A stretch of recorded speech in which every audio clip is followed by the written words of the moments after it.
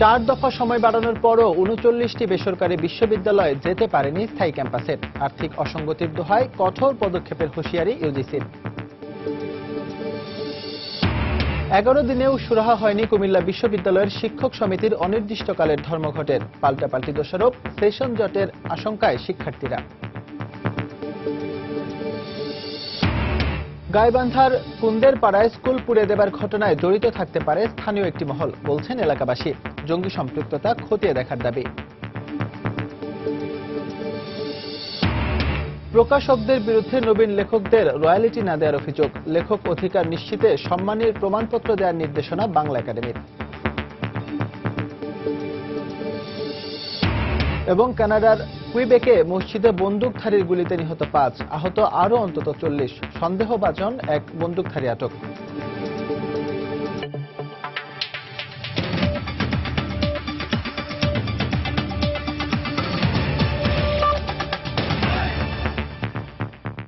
সময় সংবাদের সঙ্গে আছে আমি এসএম ইকবাল। এর আগে মেয়াদ বাড়ানো হয়েছে 4 দফা। কাল শেষ হচ্ছে সে সময়ও। কিন্তু দেশের বেসরকারি বিশ্ববিদ্যালয়গুলোর মধ্যে নিজস্ব জমিতে স্থায়ী ক্যাম্পাসে যেতে পারেনি 39টি বিশ্ববিদ্যালয়। নিয়ম না মানার কারণ হিসেবে বিশ্ববিদ্যালয় কর্তৃপক্ষ বলছে নিজেদের আর্থিক অসঙ্গতির কথা। এ বিষয়ে যথারীতি আবারও কঠোর হুঁশিয়ারি ইউজিসি ও শিক্ষা মন্ত্রণালয়ের। এহসান জুয়েলের রিপোর্ট। শুরু থেকেই সনদ বাণিজ্য, নিম্নমানের পাঠদান পদ্ধতি সহ নানা কারণে ইমেজ সংকটে রয়েছে বেশ কটি বেসরকারি বিশ্ববিদ্যালয়। খাবারের হোটেল, হাসপাতাল, আধুনিক বিপণী বিতান, এমনকি চশমার দোকানের উপরও শুধুমাত্র বাণিজ্যিক উদ্দেশ্যে গড়ে উঠেছে এইসব বিশ্ববিদ্যালয়। এ নিয়ে আগে 4 দফা সময় বাড়িয়ে এই বিশ্ববিদ্যালয়গুলোকে নিজস্ব জমিতে ফিরে যাওয়ার আলটিমেটাম দেয় ইউজিসি। সম্প্রতি ইউজিসির গোপন প্রতিবেদন বলছে মাত্র 12টি বিশ্ববিদ্যালয় মেনেছে এ নিয়ম। 10টি বিশ্ববিদ্যালয় আংশিক শিক্ষা কার্যক্রম চালাচ্ছে নিজেদের জমিতে। এছাড়া কম পরিমাণ জমি কিনেছে 2টি বিশ্ববিদ্যালয়, একাধিক ক্যাম্পাস রয়েছে 2টি বিশ্ববিদ্যালয়ের, ফাউন্ডেশনের জমিতে ক্যাম্পাস পরিচালনা করছে 2টি বিশ্ববিদ্যালয়, জমি কিনেনি 1টি বিশ্ববিদ্যালয় এবং মালিকানা নিয়ে দ্বন্দ্ব কিংবা মামলা রয়েছে 3টি বিশ্ববিদ্যালয়ের। এ নিয়ে বিশ্ববিদ্যালয়ের শিক্ষার্থীরা যখন শঙ্কিত, তখন জমি না পাওয়া এবং আর্থিক অসঙ্গতির কথা বলছে কর্তৃপক্ষ। আমাদের যারা অথরিটি আছেন তারা হয়তো আরেকটা ক্ষণস্থায়ী ব্যবস্থা করে দেবেন, কিন্তু আসলে প্র্যাকটিক্যালি কি এটার কোনো সলিউশন কি আমরা এইভাবে দেখতে পাচ্ছি? টাকা দিয়ে পড়তেছি, পাবলিকের মতো না যে আমরা গায়ে সারা দিয়ে আমরা চলাফেরা করতেছি। বিশ্ববিদ্যালয় মঞ্জুরি কমিশন থেকে মেন রেগুলেট করা হয় না, প্রপারলি করা হয় না, এদের জন্যই এই প্রবলেমগুলো হয়। যেহেতু জমিটা কিনতে হবে, আবার ওখানে একটা স্থাপনা করতে হবে, অতএব একটা হিউজ ইনভলভমেন্ট। ব্যাংকের থেকে লোন না নিতে হলে এত বড় একটা প্রেমিস করবে, কিভাবে তারা করবে? তবে নিয়মের মধ্যে আনতে সরকার চেষ্টা চালিয়ে যাচ্ছে বলে জানালেন ইউজিসি চেয়ারম্যান ও শিক্ষা সচিব। আমাকে যদি ক্ষমতা দেওয়া হয়, আমাদের যদি মঞ্জুরি কমিশন ক্ষমতা দেওয়া হয়, তাহলে আমরা আইনানুগ যে ব্যবস্থা নিতে হয় সেটা করব। সরকার চায় যে সবগুলো বিশ্ববিদ্যালয় নিয়মতান্ত্রিকভাবে পরিচালিত হবে। নিয়মের ব্যত্যয় ঘটলে সরকার ব্যবস্থা নিচ্ছে। এই অবস্থায় নতুন করে আরো 17টি বিশ্ববিদ্যালয়কে অনুমোদন দেওয়ার পরিকল্পনা করছে সরকার।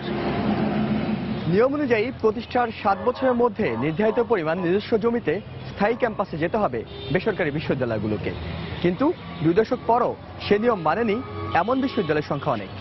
আর এক্ষেত্রে আইন কার্যকর না করে দফায় দফায় সময় বাড়ানো কতটুকু যৌক্তিক, সেই প্রশ্নটা থেকেই গেল। এহসান জুয়েল, সময় সংবাদ, ঢাকা। 11 দিন পেরিয়ে গেলেও নিজেদের নিরাপত্তা নিশ্চিত সহ 6 দফা দাবিতে কুমিল্লা বিশ্ববিদ্যালয়ের শিক্ষক সমিতির ডাকা অনির্দিষ্টকালের ধর্মঘটের কোনো সুরাহা হয়নি। এতে সবগুলো বিভাগের ক্লাস, পরীক্ষা সহ নিয়মিত কার্যক্রম বন্ধ থাকায় সেশন জটের আশঙ্কা করছেন শিক্ষার্থীরা। উদ্ভূত পরিস্থিতির জন্য পরস্পরকে দোষারোপ করছেন শিক্ষক সমিতি ও উপাচার্য। বাহার রাহানের পাঠানো তথ্য ও ছবি নিয়ে ডেস্ক রিপোর্ট। কোনো সিদ্ধান্তে পৌঁছাতে না পারায় কুমিল্লা বিশ্ববিদ্যালয়ের শিক্ষক সমিতির ডাকা অনির্দিষ্টকালের ধর্মঘট 12 দিনে ঠেকেছে। আর বিশ্ববিদ্যালয় প্রশাসন এবং শিক্ষকদের এই টানাহেঁচড়ার মাঝে পড়ে নাভিশ্বাস ছাত্রছাত্রীদের শিক্ষাজীবন। ইতোমধ্যে পিছিয়ে গেছে 12টি বিভাগের 25টি পরীক্ষার সময়সূচি। শিক্ষকদের অভ্যন্তরীণ বিষয়ের কারণে এখন সেশন জটের আতঙ্কে দিন কাটাচ্ছে শিক্ষার্থীরা। যেহেতু আমরা ইউনিভার্সিটি স্টুডেন্ট, আমাদের একটা লক্ষ্য আছে, এইম আছে, তো সেই ক্ষেত্রে দেখা যাচ্ছে এমনিতে আমরা তো সেশন জটেতে পড়ে আছি বিভিন্ন সমস্যার কারণে। নতুন করে আরেকটি ইস্যুর জন্য আমাদের ক্লাস পরীক্ষা হচ্ছে না। প্রতিদিন প্রস্তুতি নিতেছে বাট তারা শিওর না তাদের এক্সামটা কবে হবে, এক ধরনের মানসিক যন্ত্রণা আছে। আমাদের টিচারদের বাসায় দুর্বৃত্ত হামলা করছে, সেটা আমরা তীব্র প্রতিবাদ জানাই অবশ্যই, কিন্তু এই জন্য যে আমাদের সাধারণ শিক্ষার্থী যারা আছে তারা কেন ক্ষতিগ্রস্ত হবো? শিক্ষকদের ভিতরে 3টা গ্রুপ অলরেডি 3 ভাগ হয়ে গেছে, তারা কোনো সলিউশন দিচ্ছে না। এদিকে শিক্ষার্থীদের জন্য দুঃখ প্রকাশ করলেও উপাচার্যকে দায়ী করে নিজেদের নিরাপত্তার স্বার্থেই আন্দোলন চালিয়ে যাওয়ার কথা জানালেন শিক্ষক সমিতির প্রধান। শিক্ষকদের উপর হামলা, বিশ্ববিদ্যালয়ের শিক্ষার্থী নিহত হওয়ার ঘটনা সহ যে সার্বিকভাবে যে অনিরাপত্তাহীনতার পরিবেশ তৈরি হয়েছে, অনতিবিলম্বে সেগুলা সমাধান করে আমরা ক্লাসরুমে ফিরে যেতে চাই এবং সেটা সমাধান আসলে বিশ্ববিদ্যালয় উপাচার্যই দিতে পারেন। তবে দ্রুত আলোচনার মাধ্যমে ছাত্র শিক্ষকদের এই সমস্যা সমাধানের আশ্বাস দিলেন উপাচার্য। 2টা গ্রুপ আছে, তাদের মধ্যে তো একটা মনোমালিন্য চলছে, এই জন্য আমি সর্বাত্মক চেষ্টা করছি আলোচনার মাধ্যমে বিষয়টা নিষ্পত্তি করে যত দ্রুত ছাত্র শিক্ষককে আমি ক্লাসরুমে দেখতে চাই। গত 17 জানুয়ারি রাতে বিশ্ববিদ্যালয়ের হিসাব বিজ্ঞান বিভাগের সহকারী অধ্যাপক তারিক হোসেনের বাড়িতে সন্ত্রাসী হামলার ঘটনা ঘটে। এরপর বিশ্ববিদ্যালয় প্রশাসন দৃশ্যমান কোনো পদক্ষেপ না নেয় 19 জানুয়ারি থেকে সকল ক্লাস পরীক্ষা বর্জন করে অনির্দিষ্টকালের ধর্মঘটের ডাক দেন বিশ্ববিদ্যালয়ের শিক্ষক সমিতি। সময় সংবাদ, কুমিল্লা। গাইবান্ধার কুন্দের পাড়ায় স্কুলে আগুন দেওয়ার ঘটনায় স্থানীয় আরেকটি মহল জড়িত থাকতে পারে বলে ধারণা এলাকাবাসীর। এছাড়া গাইবান্ধার দুর্গম চরাঞ্চলে বিদ্যালয়ে পোড়ানো ঘটনায় জঙ্গি সম্পৃক্ততার বিষয়টিও খতিয়ে দেখার দাবি জানিয়েছেন বিশিষ্টজনরা। পুলিশ বলছে সবকিছুই পর্যালোচনা করে দেখা হচ্ছে। ওবায়দুল ইসলামের ছবি নিয়ে হেদায়েতুল ইসলাম বাবুর রিপোর্ট। গত বৃহস্পতিবার এসএসসি পরীক্ষার্থীদের বিদায় অনুষ্ঠানে কুন্দেরপাড়া গণ উন্নয়ন একাডেমির পাশাপাশি আরেকটি শিক্ষা প্রতিষ্ঠান গড়ে তোলার বিপক্ষে মত ব্যক্ত করে প্রতিবাদ জানান বক্তারা। ওই রাতেই জ্বালিয়ে দেয়া হয় বিদ্যালয়টি। বিদ্যালয় পরিচালনা কমিটি, স্থানীয় জনপ্রতিনিধি ও এলাকাবাসীর ধারণা সেই আক্রোশের জের ধরে এমন ঘটনা ঘটতে পারে। মুজিবুর রহমান, উনি একজন প্রাইমারি প্রধান শিক্ষক, ওনার ছেলে রঞ্জু 2-3 মাস থেকে খাটাখাটি করতেছে, একটা স্কুল দাবি করছে আর একটা স্কুল হবে, ওই মাস্টারের ফ্যামিলি থেকে আগুন লাগিয়ে দিয়ে যায়। নতুন একটা স্কুল সৃষ্টির থেকে এটা সত্যতামূলক, তার ব্যক্তির স্বার্থে ক্ষতি হচ্ছে বলে তারা এই ধরনের কর্মকাণ্ড বলেছে আমার মনে হয়। গভীর রাতে বিদ্যালয়টিতে আগুন দেওয়ার পর 500 গজ দূরে একটি কাঠের সেতুতেও পেট্রোল ঢেলে দেয় দুর্বৃত্তরা। জেলার বিশিষ্টজনরা বলছেন বিদ্যালয়টি পোড়ানোর সাথে মৌলবাদী জঙ্গি গোষ্ঠীর সম্পৃক্ততার বিষয়টিও খতিয়ে দেখা দরকার। মৌলবাদী চেতনায় যারা বিশ্বাস করে, যে অপশক্তি এখানে চরাঞ্চলগুলোতে বিস্তার লাভ করেছে, প্রশিক্ষণ কেন্দ্র গড়ে তুলেছে, তারাই পরিকল্পিতভাবে এই শিক্ষা প্রতিষ্ঠানে অগ্নিকাণ্ড করেছে। আমাদের মুক্তিযুদ্ধ, আমাদের ভাষা আন্দোলন, আমাদের সাম্প্রদায়িকতা বিরোধী লড়াই, এই বিষয়গুলোকে বেশি জোর দিয়ে সামাজিক আন্দোলন গড়ে তোলা দরকার প্রশাসনিক ব্যবস্থার পাশাপাশি। তবে জেলা পুলিশ কর্মকর্তারা বলছেন বিরোধ ও জঙ্গি সব বিষয়ই খতিয়ে দেখা হচ্ছে। রাজশাহী থেকে ক্রাইম সিন টিম নিয়ে আসা আছে, এক্সপার্ট যারা আর্সন কেসে এক্সপার্ট, অর্থাৎ অগ্নিসংযোগ সংক্রান্ত মামলা তদন্তে যারা বিশেষজ্ঞ, সেই ধরনের টিম এসেছে, তারা কাজ করছে। বিদ্যালয়টি পুড়িয়ে দেওয়ার পর শুক্রবার রাতে অজ্ঞাতদের আসামি করে গাইবান্ধা সদর থানায় মামলা দায়ের করা হয়। এরপর ঘটনার সাথে জড়িত সন্দেহে পুলিশ রোববার বিকেলে স্কুল শিক্ষকের ছেলে রঞ্জু মিয়াকে গ্রেপ্তার করে। হেদায়েতুল ইসলাম বাবু, সময় সংবাদ, গাইবান্ধা। শিক্ষার্থীদের প্রাথমিক স্তর থেকেই আত্মবিশ্বাসী করে গড়ে তুলতে মুক্তিযুদ্ধের সঠিক ইতিহাসের মাধ্যমে শিক্ষা দিতে শিক্ষক ও অভিভাবকদের প্রতি আহ্বান জানিয়েছেন প্রধানমন্ত্রী শেখ হাসিনা। তিনি বলেন, শিশু কিশোররা যাতে অপরাধ প্রবণতায় জড়িয়ে না পড়ে সেজন্য এগিয়ে আসতে হবে শিক্ষকদেরও। গতকাল রাজধানীর ওসমানী স্মৃতি মিলনায়তনে জাতীয় প্রাথমিক শিক্ষা সপ্তাহের উদ্বোধন অনুষ্ঠানে বক্তব্য রাখেন তিনি। শিক্ষা প্রতিষ্ঠানগুলোতে মাল্টিমিডিয়া ক্লাসরুম স্থাপনে বিত্তবানদের আহ্বান জানান প্রধানমন্ত্রী। শিক্ষার আলো জ্বালবো, ডিজিটাল বাংলাদেশ গড়ব প্রতিপাদ্যে প্রতি বছরের মতো এবারও পালিত হচ্ছে জাতীয় প্রাথমিক শিক্ষা সপ্তাহ 2017। রোববার সকালে রাজধানীর ওসমানী স্মৃতি মিলনায়তনে এর উদ্বোধন করেন প্রধানমন্ত্রী শেখ হাসিনা।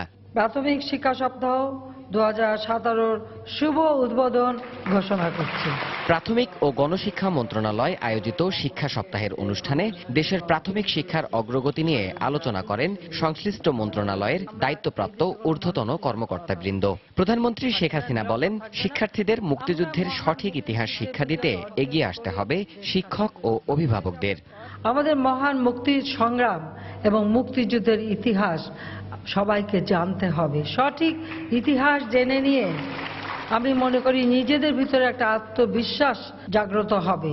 বিকৃত ইতিহাস যেন তারা না জানে, কারণ বিকৃত ইতিহাস বিকৃত চরিত্রই তৈরি করবে।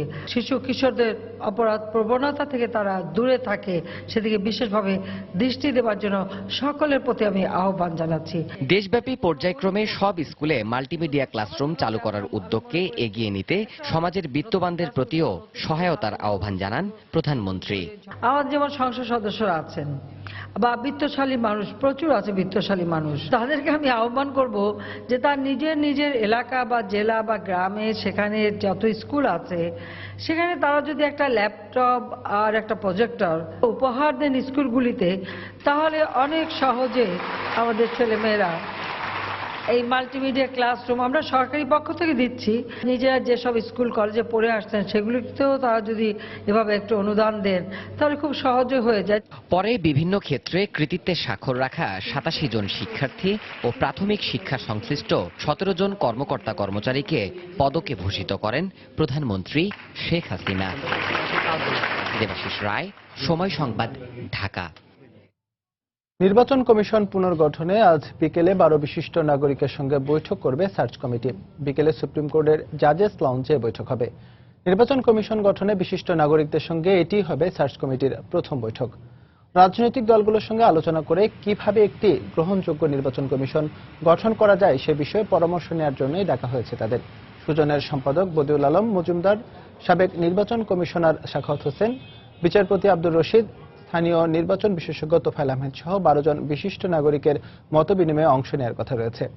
ইসি গঠনে 10 ব্যক্তির নাম প্রস্তাব করার লক্ষ্যে গত বুধবার 6 সদস্যের সার্চ কমিটির নাম ঘোষণা করে মন্ত্রিপরিষদ বিভাগ। সার্চ কমিটির সুপারিশে রাষ্ট্রপতি নির্বাচন কমিশন গঠনে যে সিদ্ধান্ত নেবেন আওয়ামী লীগ তা মেনে নেবে বলে জানিয়েছেন দলটির সাধারণ সম্পাদক ওবায়দুল কাদের। গতকাল দুপুরে রংপুর জিলা স্কুল মাঠে বিভাগীয় কর্মী সমাবেশে তিনি কথা বলেন। তিনি বলেন, সার্চ কমিটি নিয়ে বিএনপিতে মতপার্থক্য থাকলেও আওয়ামী লীগ আশাবাদী। একজন হতাশ আর একজন আশাবাদী।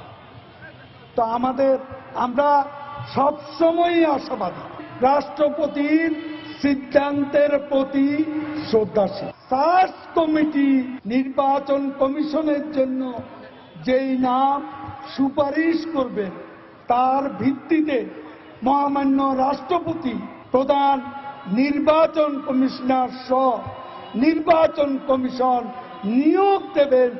আমরা আওয়ামী লীগ সেটা সর্বান্তকরণে আমরা মেনে নেব। নির্বাচন কমিশন পুনর্গঠনে গঠিত সার্চ কমিটিতে নাম প্রস্তাব করার বিষয় নিয়ে স্থায়ী কমিটির সঙ্গে বিএনপির চেয়ারপারসন বেগম খালেদা জিয়ার বৈঠক হয়েছে। আজ 20 দলের শরিকদের সঙ্গে বৈঠক হওয়ার কথা রয়েছে। গতরাতে গুলশানে চেয়ারপারসনের রাজনৈতিক কার্যালয়ে বৈঠক হয়। বৈঠকে দলের মহাসচিব মির্জা ফখরুল ইসলাম আলমগীর সহ স্থায়ী কমিটির সদস্যরা অংশ নিয়েছেন। সার্চ কমিটির প্রস্তাবে বিএনপি নতুন নির্বাচন কমিশন গঠনে নাম প্রস্তাব করবে কিনা এ নিয়ে আলোচনা করতেই এই বৈঠক হয়। আজ বিকেলে 20 দলের সঙ্গে বৈঠক শেষে সন্ধ্যায় স্থায়ী কমিটির বৈঠক বসবে বলে জানিয়েছেন মহাসচিব মির্জা ফখরুল ইসলাম আলমগীর।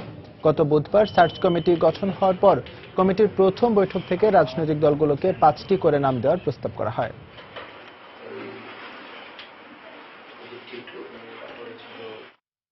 সময় সংবাদে আরো থাকছে, অযত্ন আর অবহেলায় ফিকে সবুজ ঢাকার স্বপ্ন, গাছ লাগানোর পর রক্ষণাবেক্ষণের অভাবে কাজে আসছে না সৌন্দর্য বর্ধন কার্যক্রম। এবং কাওড়াকান্দি শিমুলিয়া নৌ রুটে দূরত্ব কমলেও পারাপারে গুনতে হচ্ছে আগের ভাড়ায়। যাত্রীদের ক্ষোভ, ভাড়া কমানোর চিন্তা ভাবনা চলছে জানালেন নৌমন্ত্রী।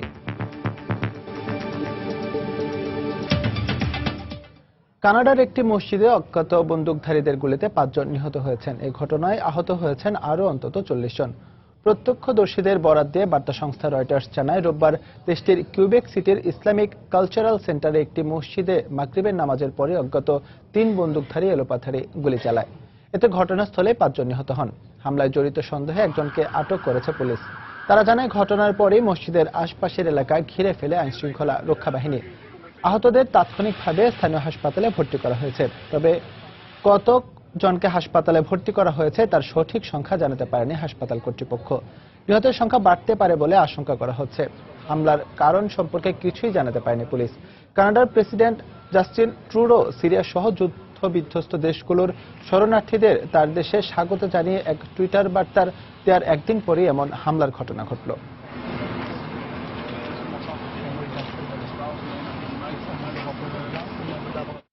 প্রকাশকরা নবীন লেখকদের প্রাপ্য আর্থিক সম্মানী এবং রয়্যালিটি দেন না, এমন অভিযোগ দীর্ঘদিনের।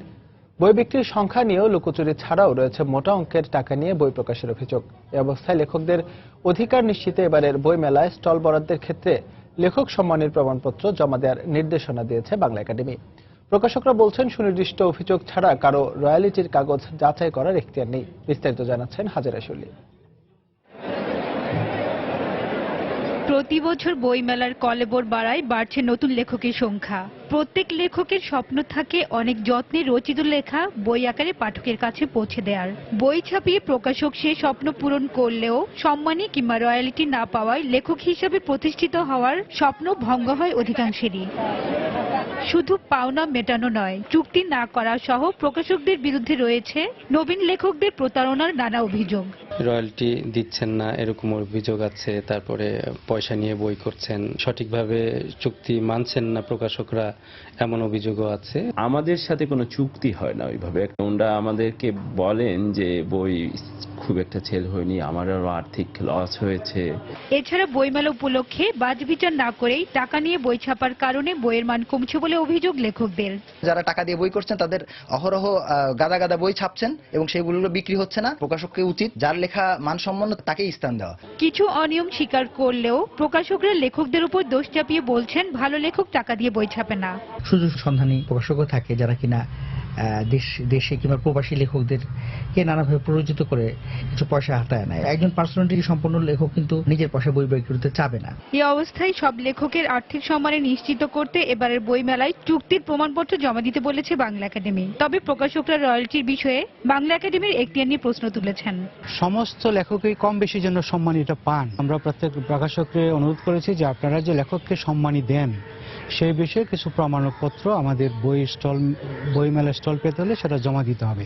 যদি কোনো লেখক কারো কাছে অভিযোগ করে থাকে যে আমি এই প্রকাশকের কাছে রয়্যালটি পাচ্ছি না, তখন কর্তৃপক্ষ সেই বইয়ের রয়্যালটির কাগজটা চেক করতে পারেন। কিন্তু সামগ্রিকভাবে একজন প্রকাশকের রয়্যালটি প্রদানের সমস্ত কাগজ চেক করার এখতিয়ার কারো আছে বলে আমি মনে করি না। বর্তমানে বাংলা একাডেমি বিক্রিত বইয়ের মোট অর্থমূল্য থেকে 15% রয়্যালটি দিলেও সব প্রকাশনা সংস্থা দেয় না। হাজেরা শিউলি, সময় সংবাদ, ঢাকা। একদিকে সবুজ ঢাকার স্বপ্ন, আরেকদিকে অযত্ন অবহেলায় নগরীর অবশিষ্ট সবুজের জন্য ধুকে ধুকে মৃত্যু। সব মিলে রাজধানীবাসীর অভিজ্ঞতা পরিবেশের পরম বন্ধু গাছ আর ছায়াশূন্য ইট পাথরের এক নির্মম ঢাকা। বিশেষজ্ঞরা বলছেন, শুধু গাছ লাগিয়ে যেমন দায় সারলে হবে না, তেমনি প্রকল্প নেওয়ার সঙ্গে সঙ্গে নিতে হবে রক্ষণাবেক্ষণের পরিকল্পনা। আজহার লিমনের রিপোর্ট। রাজধানীর মতিঝিল শূন্য বেড়াগুলো গাছের স্মৃতি বহন করছে, কিন্তু গাছ নেই। অথচ এই সড়ক দ্বীপের উপরে শোভা পাচ্ছে সবুজ ঢাকা গড়ার স্বপ্ন। এমন চিত্র পুরো শহর জুড়ে, কোথাও উপরে পড়ে থাকা গাছ, কোথাও আবার শেকড়ের জোরে গাছের অবশিষ্ট গোড়া। সব মিলিয়ে ঢাকার বেশিরভাগ রাস্তার চিত্রই যেন ইট পাথর আর যন্ত্রের মরুময় এক শহর। নগরবাসী বলছে, সবুজ কিংবা জল সবুজে ঢাকার সাথে সাংঘর্ষিকের চিত্র। গাছ তো লাগাচ্ছে, অনেক পরিচর্যা করতেছে না, এক তার উপরে এত ধুলা যে গাছ বাড়তেও পারতেছে না। আমরা তো মানুষ হিসেবে মাস্ক পরে আমাদের নিজেদের রক্ষা করতে পারছি, গাছ তো মানে তার হাত নাই পা নেই, সুতরাং গাছ তো আর ওইটাকে ডাকতে পারছে না। পলিউশন, ধুলাবালি এত পরিমাণের যে সবুজ তো দূরের কথা, আমার কাছে কালো শহর ছাড়া আমি আর কিছু মনে করতে পারি না। আমরা মনে হচ্ছে যে সাংঘর্ষিকের মধ্যে আছি। আমরা মুখে বলতেছি সবুজ ঢাকা, কিন্তু বাস্তবে কোনো চিত্র নাই। বিশেষজ্ঞরা বলছেন, অদক্ষ আর অপরিকল্পিত ব্যবস্থাপনার কারণেই ভেস্তে যাচ্ছে এসব পরিকল্পনা। ডিভাইডারগুলোর ভিতরে নিচে কিন্তু রাস্তা আছে, ট্যাপ রুটটা আছে গাছের, এই ট্যাপ রুটটা যেন মাটি পানি নিতে পারে ওখানে একটু ছিদ্র করে দেওয়ার দরকার ছিল। ছিদ্র না করেই গাছগুলো লাগানো হয়েছে। এখানে আসলে দূরদর্শিতার অভাব ছিল কিছুটা। লিঙ্কিং করেই প্রকল্পগুলো হওয়ার কথা, কিন্তু কিছু কিছু ক্ষেত্রে আমরা দেখি যে অনেক প্রকল্প হাতে নেওয়া হয় যেটা ওয়ান শট, একবার করে মনে করা হয় যে এই কাজটা তো করা হয়েছে। ফলে কিছুকাল পরে দেখা যায় যে ওই কাজটির আর রক্ষণাবেক্ষণ না হয়ে সেই জিনিসটির একটা অপচয়ে পরিণত হয়েছে। গাছ লাগিয়েছি আমরা, পানি ব্যবস্থাপনা, সার ব্যবস্থাপনার জন্য কোনো রকমের উদ্যোগ নেওয়া হয়নি। এটার জন্য আলাদা করে প্রতি বছর আসলে প্রকল্প নেওয়ার দরকার নেই। কিন্তু এটার মেনটেনেন্সটা একটা রেগুলার অথরিটির বা ইনস্টিটিউশনাল বা আমরা যেটাকে বলি প্রাতিষ্ঠানিক একটা রূপ দিতে হবে। এমন অবস্থায় ঢাকা দক্ষিণের মেয়র তুলে ধরলেন নিজের অবস্থান। রামপুরাতে কিংবা মালিবাগ সেটা আমার এলাকার মধ্যে পড়েনি। 2-4টা গাছ এরকম মরে যেতে পারে, কিংবা আপনার এই শীতের সময় শুকনো মৌসুমের মধ্যে এরকম হতে পারে। প্রাইমারি রোডগুলোকে আমরা নতুন করে সাজানোর উদ্যোগ গ্রহণ করেছি। সেখানে আমাদের যে ঠিকাদার রয়েছে তাদেরকে 3 বছর আপনার মেইনটেনেন্স এবং মনিটরিং এর যে বিষয়টা রয়েছে, আগামী 3 বছর তারা এটাকে দেখভাল করবে। প্রতিটি মানুষের জন্য ন্যূনতম 9 বর্গমিটার সবুজের দরকার থাকলেও রাজধানীতে ঠিক কতটি গাছ আছে তার কোনো পরিসংখ্যান নেই সংশ্লিষ্টদের কাছে। আজহার লিমন, সময় সংবাদ, ঢাকা। সময় সংবাদে আরো থাকছে, রাজধানীর ভাটারায় গ্যাসের চুলা থেকে আগুন লেগে একই পরিবারের 4 জন দগ্ধ, 3 জন ঢাকা মেডিকেলে ভর্তি, একজনের অবস্থা আশঙ্কাজনক। মাদারীপুরের কাওড়াকান্দি শিমুলিয়া নৌ রুটের দূরত্ব 5 কিলোমিটার কমলেও কমেনি ফেরি, লঞ্চ ও স্পিডবোটের ভাড়া। এতে ক্ষুব্ধ যাত্রীরা। ফেরি, লঞ্চ ও স্পিডবোট মালিকরা বলছেন মন্ত্রণালয়ের সিদ্ধান্তের অপেক্ষায় রয়েছেন তারা। নৌ পরিবহন মন্ত্রী জানিয়েছেন ভাড়া কমানোর বিষয়ে চিন্তা ভাবনা চলছে। সঞ্জয় কর্মকার অভিজিতের তথ্য, শাহাদাত আকুনের ছবিতে ডেস্ক রিপোর্ট। প্রায় 30 বছর আগে রাজধানী ঢাকার সাথে দক্ষিণাঞ্চলের কোটি মানুষের যাতায়াতের অন্যতম নৌপথ হিসেবে কাওড়াকান্দি শিমুলিয়া নৌরুট চালু হয়। গত 15ই জানুয়ারি আনুষ্ঠানিকভাবে মাদারীপুরের কাওড়াকান্দি ফেরিঘাটটি কাঁঠালবাড়িতে স্থানান্তর করে সরকার। ফেরিঘাটটি স্থানান্তরের ফলে এই নৌরুটে পদ্মা নদীর দূরত্ব কমে দাঁড়িয়েছে 13 থেকে 8 কিলোমিটারে। এতে একদিকে যেমন সাশ্রয়ী হচ্ছে জ্বালানি তেলের, অন্যদিকে মাত্র 40 মিনিটেই সম্ভব হচ্ছে পদ্মা নদী পাড়ি দেয়া। কিন্তু ফেরিতে সেই আগের নির্ধারিত ভাড়া পরিশোধ করতে হচ্ছে যানবাহন চালকদের। আর লঞ্চ ভাড়া 35 টাকা ও স্পিডবোট ভাড়া 150 টাকা বহাল রয়েছে। এতে ক্ষোভ জানিয়ে দ্রুত ভাড়া কমানোর দাবি জানিয়েছেন যাত্রী ও চালকরা। ফেরির যে ভাড়াটা অবশ্যই একটু কমানো উচিত, এটা অনেক হাই আছে। দূরত্ব কমলে অবশ্যই ফেরি ভাড়াটা কমবে, কারণ তাদের তেল কষ্ট কমতেছে। 13 কিলো পথ 8 কিলো আসছে, তো আমরা চাই যে সরকার আমাদের জন্য একটু ভাড়াটা কমাক। তেলের বাজার তুলনামূলক ভাবে যে জিনিসগুলোর দাম কমছে, এর তেলের দামও কমছে, কিন্তু এরা ভাড়া কমাচ্ছে না। তবে ঊর্ধ্বতন কর্তৃপক্ষ সিদ্ধান্ত না দেওয়ায় ভাড়া কমানো যাচ্ছে না বলে দাবি সংশ্লিষ্টদের। ভাড়াটা মন্ত্রণালয়তে নির্ধারণ হয়, এটা উচ্চ পদস্থ থেকেই হয়, এটা বললেই ভাড়াই করা যায়। তুলনামূলক ভাবে তো আমরা ভাড়া বেশি নেই না, তারপর অথরিটি যেটা কর্পোরেট আমরা মেনে নেব। অর্থাৎ আমাদের লস মালিক সমিতি ভাড়া বাড়ানোর কিছু না, কমানোর কিছু না। ফেরির ভাড়া কমানো যাবে না উল্লেখ করে নৌ পরিবহন মন্ত্রী জানালেন লঞ্চ ও স্পিডবোটের ভাড়া কমানোর বিষয়ে সিদ্ধান্ত নেওয়া হবে। 5 বার তেলের দাম বৃদ্ধি হলেও আমরা ফেরি ভাড়া বাড়াইনি, সুতরাং এটা ফেরি ভাড়া কমানোর এই মুহূর্তে কোনো সুযোগ নেই। আর লঞ্চ ভাড়ার বিষয়টা আমাদের পরীক্ষা নিরীক্ষা করে দেখছে। এখন তো মালিকদের সঙ্গে বসতে হবে, এটা কস্টিং কমিটি করতে হবে, সেই কস্টিং কমিটি করে আমরা এটা সিদ্ধান্ত। কাঁঠালবাড়ি শিমুলিয়া নৌরুটে 17টি ফেরি, 86টি লঞ্চ ও 2 শতাধিক স্পিডবোটে প্রতিদিন প্রায় 1.5 লক্ষ মানুষ যাতায়াত করেন। সময় সংবাদ, মাদারীপুর। দেখছেন সময় সংবাদ। প্রাথমিক থেকে উচ্চ শিক্ষা পর্যন্ত শিক্ষার্থীদের সার্বিক বিকাশে স্কাউটিং আন্দোলন গোটা বিশ্বে সমাদৃত হলেও নানা কারণে এর প্রত্যাশিত প্রসার ঘটেনি বাংলাদেশে।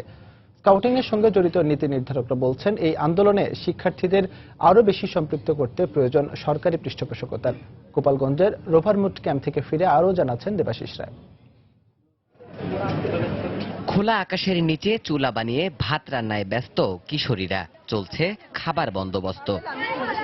দেখে মনে হবে বাড়িঘর হারিয়ে কোথাও আশ্রয় নেয়া মানুষের বেঁচে থাকার আকুতি। না, কোনো শরণার্থী শিবির কিংবা বাস্তুহারাদের ক্যাম্প নয় এটি। 17 থেকে 25 বছর বয়সী রোভার স্কাউটদের জাতীয় সম্মেলন বা মুট ক্যাম্পে এভাবেই প্রকৃতির সংস্পর্শে মানব সেবা আর জীবনবোধে উদ্বুদ্ধ হবার অনুশীলন চলছে 10,000 রোভার স্কাউটের।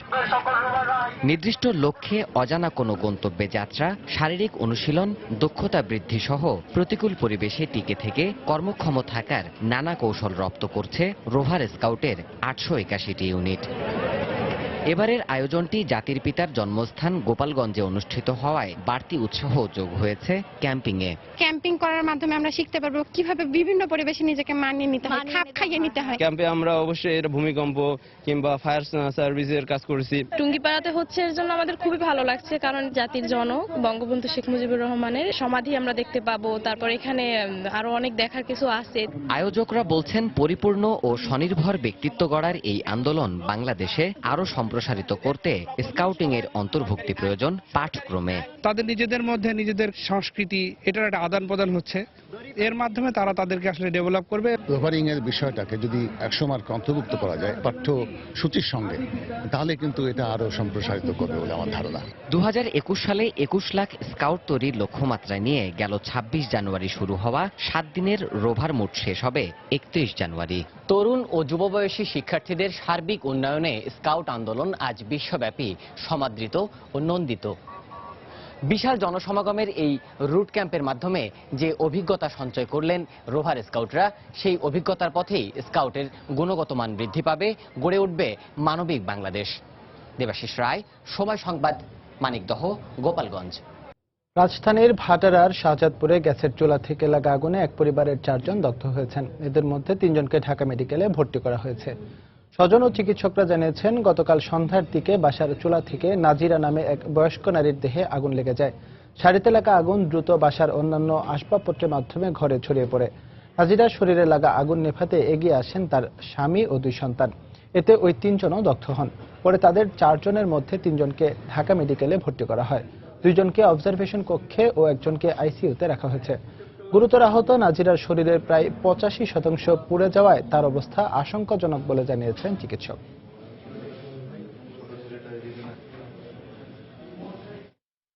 বয়স 45 ইয়ার্সের একজন ফিমেল, তার শরীরে প্রায় 85 ভাগ পুড়ে গিয়েছে। আর আরেকজন নবী, ওনার বয়স 28 বছর, ওনার প্রায় শরীরে 30 ভাগ অংশ পুড়ে গিয়েছে। আরেকজনের নাম শহীদুল, 15%-এর উপরে বার্ন হয়েছে। নাজিয়া, ওনার বয়স বেশি এবং শরীরে বেশিরভাগ অংশ পুড়ে গিয়েছে। উনি আমরা আশঙ্কাজনক মনে করতেছি, আর বাকিরা আশা করি সংখ্যামুক্ত। অর্থ বরাদ্দের 7 বছর পেরিয়ে গেলেও ফেনীতে শহীদ জহির রায়হান অডিটোরিয়াম নির্মাণের কাজ শুরু হয়নি এখনো। অত্যাধুনিক ভবন নির্মাণের কথা বলে 9 বছর আগে এটি ভেঙে ফেলা হয়। বরেণ্য এই সাংস্কৃতিক ব্যক্তিত্বের স্মৃতি রক্ষায় জেলা পরিষদের এমন আচরণে ক্ষুব্ধ স্থানীয় সাংস্কৃতিক কর্মীরা। মীর রাসেলের ছবিতে আতিয়ার সজলের রিপোর্ট।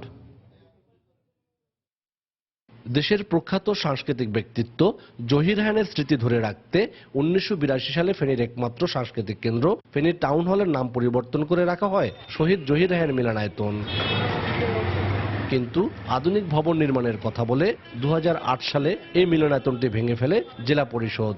পর্যাপ্ত জায়গা না থাকার পরও 2010 সালে সেখানে 1000 আসনের অডিটোরিয়াম কাম মাল্টিপারপাস ভবন নির্মাণের পরিকল্পনা নেয়। এরপর স্থানীয় সরকার মন্ত্রণালয় 1.5 কোটি টাকা বরাদ্দ দিলেও এখন পর্যন্ত ভবন নির্মাণে কোনো কাজ শুরু হয়নি। এটা নির্মাণ হবে সেটাই আমরা শুনছি, কিন্তু এখন পর্যন্ত কিছুই করা হয়নি। 7 বছর যাবতে এটা বন্ধ থাকার কারণে সাংস্কৃতিক সংগঠনগুলোর সমস্ত কার্যক্রম আজকে স্থবির হয়ে গেছে। আমরা মনে করি জহির রায়হান মিলনায়তন না হওয়ার পেছনে জেলা পরিষদের ব্যর্থতা রয়েছে এবং একটা প্রশাসনিক ষড়যন্ত্র রয়েছে। আমরা কোনো ছলচাতুরি চাই না, আমরা কোনো মিথ্যা আশ্বাস চাই না, আমরা অবিলম্বে ফেনী জহির রায়হান মিলনায়তন পুনর্নির্মাণ চাই। অর্থ ছাড়ের 7 বছরও সম্পন্ন হয়নি ভবনের নকশা। অবশ্য জায়গা স্বল্পতার কথা উল্লেখ করে আবারও ভবন নির্মাণের আশ্বাস দিলেন জেলা পরিষদের নির্বাচিত চেয়ারম্যান। মাননীয় প্রধানমন্ত্রীরও গোচরীভূত করা হয়েছে। সমস্ত প্রতিবন্ধকতা দূর করে নতুন আঙ্গিকে সংস্কৃতি সেবীদের দাবির পরিপ্রেক্ষিতে আমরা এটা নির্মাণ কাজ সহজেই আরম্ভ করতে পারবো। 1972 সালের 30 জানুয়ারি নিখোঁজ হবার পর আজও খোঁজ পাওয়া যায়নি দেশবরেণ্য সাংস্কৃতিক ব্যক্তিত্ব জহির রায়হানের। আতিয়ার সজল, সময় সংবাদ, ফেনী। দেশের বাইরের খবর। মুসলিম প্রধান 7টি দেশের অভিবাসী ও ভ্রমণকারীদের যুক্তরাষ্ট্রে প্রবেশে মার্কিন প্রেসিডেন্ট ডোনাল্ড ট্রাম্পের নিষেধাজ্ঞার পর তীব্র ক্ষোভ প্রকাশ করেছেন ওইসব দেশের নাগরিক ও অভিবাসন প্রত্যাশীরা। বছরের পর বছর অপেক্ষায় থাকার পর সব ধরনের আনুষ্ঠানিকতা শেষে এসব অভিবাসী যখন দিন গুনছিলেন মার্কিন ভিসা হাতে পাবার, ঠিক তখনই ট্রাম্পের এই নির্বাহী আদেশ তাদের চরম হতাশায় ফেলেছে। মানবিক দিক বিবেচনা করে এই নিষেধাজ্ঞা তুলে নিতে ট্রাম্পের প্রতি আহ্বান জানিয়েছেন তারা। বোতান মাহমুদ হাসান ১৩ বছর ধরে ইরাকে মার্কিন সেনাদের নিরাপত্তার কাজে নিয়োজিত এই ইরাকি আন্তর্জাতিক অভিবাসন সংস্থার সহায়তায় যুক্তরাষ্ট্রে স্থায়ীভাবে বসবাসের জন্য আবেদন করেন ২০১৪ সালে।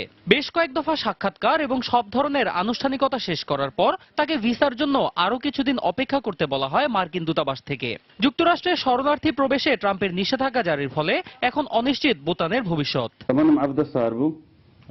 এটা সত্যি দুঃখজনক। মার্কিন সেনাদের নিরাপত্তা রক্ষায় কাজ করার সময় আমি কখনোই তাদের সঙ্গে কোনো খারাপ আচরণ করিনি। তারাও আমাকে ভালো হিসেবেই জানেন। আমি ট্রাম্পকে বলতে চাই, সব মুসলমান খারাপ নয়। আমি তাকে অনুরোধ করব তিনি যেন নিষেধাজ্ঞার বিষয়টি পুনর্বিবেচনা করেন।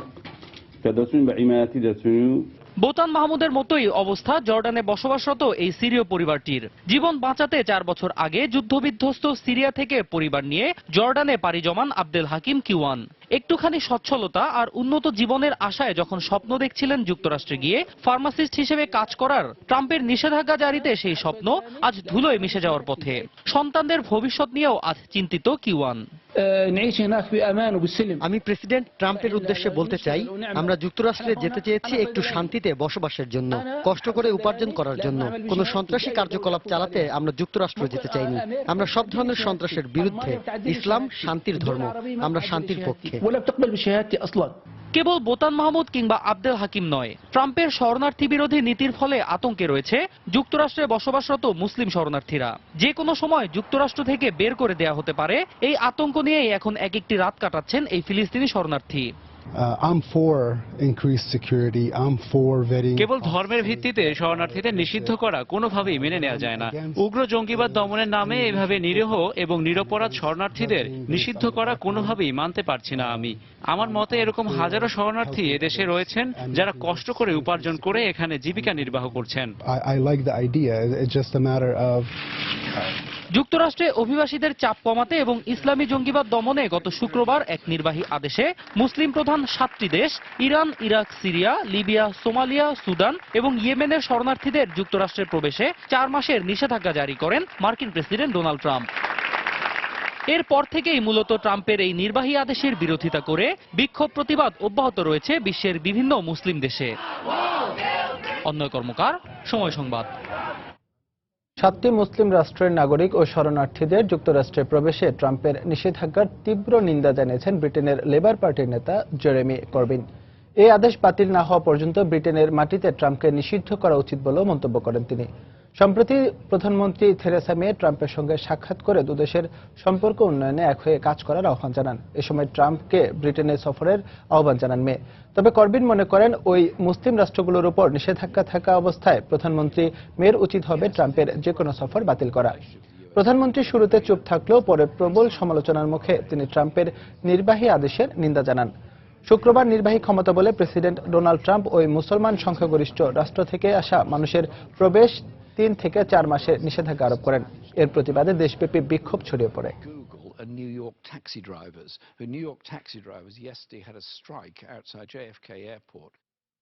ফ্রান্সের সোশ্যালিস্ট পার্টির হয়ে প্রেসিডেন্ট প্রার্থীর মনোনয়ন থেকে ছিটকে পড়লেন দেশটির সাবেক প্রধানমন্ত্রী ম্যানুয়েল ভালস। রোববার দেশটির 2য় পর্বের প্রাইমারিতে পরাজিত হন তিনি। দলের প্রার্থী হিসেবে এবার প্রেসিডেন্ট নির্বাচনে চূড়ান্ত লড়াই করবেন বামপন্থী নেতা ও সাবেক শিক্ষামন্ত্রী বেনোয়েট হ্যামন। তার পক্ষে পড়েছে 58.65% ভোট। অন্যদিকে ভলসের সঙ্গে ছিল 41.12% ভোটের সমর্থন। ফল প্রকাশের পরপরই নিজের পরাজয় মেনে নিয়ে হ্যামনকে অভিনন্দন জানান ভলস। হ্যামন দেশের স্বার্থে কাজ করবেন বলে আশা প্রকাশ করেন। 2014 সালের এপ্রিলে ফ্রান্সের পার্লামেন্টে আস্থা ভোটে জয়ী হয়ে প্রধানমন্ত্রী পদে নিযুক্ত হন ভলস। প্রেসিডেন্ট প্রার্থী হিসেবে নির্বাচন করার জন্য তিনি গত বছর পদত্যাগ করেন। এর আগে ভলস দেশটির স্বরাষ্ট্রমন্ত্রী হিসেবে দায়িত্ব পালন করেছিলেন।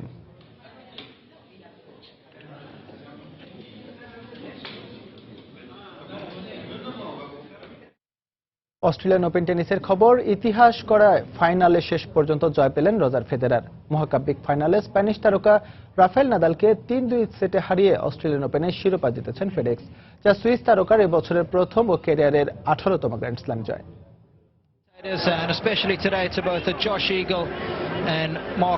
টেনিসের মহানায়ক জিতেছেন অস্ট্রেলিয়ান ওপেন। কবছর আগেও টেনিস কোর্টে নেটের ওপাশে দাঁড়ানো প্রতিপক্ষ যার নামে কাঁপত জোকোভিচ যুগে সেই ফেদেরারের জন্য গ্র্যান্ড স্ল্যাম জয় হয়ে দাঁড়িয়েছিল দীর্ঘ এক অপেক্ষার নাম। কিন্তু সুইস তারকা হারিয়ে গেছেন। বিশ্বজুড়ে এই কথা যে ফেডেক্সের জন্য অভিশাপ, এমন অভিশাপ যার যন্ত্রণা মেটাতে 36 বছর বয়সেও জ্বলে ওঠা যায়। দীর্ঘ 6 বছর পর গ্র্যান্ড স্ল্যামের ফাইনালে মুখোমুখি হন দুই টেনিস তারকা ফেদেরার ও নাদাল। প্রথম সেটে 6-4 গেমে জয় পান ফেদেরার, কিন্তু দারুণভাবে ঘুরে দাঁড়িয়ে দ্বিতীয় সেট 6-3 গেমে জিতে নেন নাদাল। তবে তৃতীয় সেটে পাত্তাই পাননি রাফা। ফেদেরারের কাছে 6-1 গেমে উড়ে যান এই স্প্যানিশ তারকা। পরের সেটে নাদাল আবারও 6-3 গেমে জিতলে খেলা গড়ায় পঞ্চম সেটে। শেষ সেটের শুরুতে রুদ্ধশ্বাস লড়াই হলেও শেষ দিকে দাপট দেখান ফেদেরার, সেট জিতে নেন 6-3 গেমে। গ্র্যান্ড স্ল্যামে দুই টেনিস মহারথীর নবম দেখায় তৃতীয়বারের মতো শিরোপা ওঠে ফেডেক্সের হাতে। রাফেল নাদাল আর রজার ফেদেরার এক ফ্রেমে বন্দী হলো 43 গ্র্যান্ড স্ল্যাম। মাকসুম আলম খান, সময় সংবাদ। এ পর্যায়ে শীর্ষ সংবাদগুলো জানিয়ে দিচ্ছি আরেকবার। 4 দফা সময় বাড়ানোর পরও 39টি বেসরকারি বিশ্ববিদ্যালয়ে যেতে পারেনি স্থায়ী ক্যাম্পাসে। আর্থিক অসঙ্গতির দোহায় কঠোর পদক্ষেপের হুঁশিয়ারি ইউজিসির। 11 দিনেও সুরাহা হয়নি কুমিল্লা বিশ্ববিদ্যালয়ের শিক্ষক সমিতির অনির্দিষ্টকালের ধর্মঘটের। পাল্টাপাল্টি দোষারোপ, সেশন জটের আশঙ্কায় শিক্ষার্থীরা। গাইবান্ধার কুন্দের পাড়ায় স্কুল পুড়িয়ে দেবার ঘটনায় জড়িত থাকতে পারে স্থানীয় একটি মহল, বলছেন এলাকাবাসী। জঙ্গি সম্পৃক্ততা খতিয়ে দেখার দাবি। প্রকাশকদের বিরুদ্ধে নবীন লেখকদের রয়্যালিটি না দেওয়ার অভিযোগ। লেখক অধিকার নিশ্চিতে সম্মানের প্রমাণপত্র দেওয়ার নির্দেশনা বাংলা একাডেমির। এবং কানাডার কুইবেকে মসজিদে বন্দুকধারীর গুলিতে নিহত 5, আহত আরো বেশ কয়েকজন। সন্দেহভাজন 2 বন্দুকধারী আটক। এই ছিল এখনকার মতো। যে কোনো খবর পেতে ভিজিট করুন সময়নিউজ.tv। যে কোনো বাংলা লিংক রবি নম্বর থেকে সময় সংবাদের খবর, অনুষ্ঠান সম্পর্কে জানতে এবং যে কোনো তথ্য সময় সংবাদকে জানাতে ডায়াল করুন 16242 নম্বরে। এছাড়া এইমাত্র পাওয়া খবর আপনার মোবাইল ফোনে পেতে SMS করুন *BN লিখে পাঠিয়ে দিন 16242 নম্বরে। সঙ্গে থাকুন সময়ের।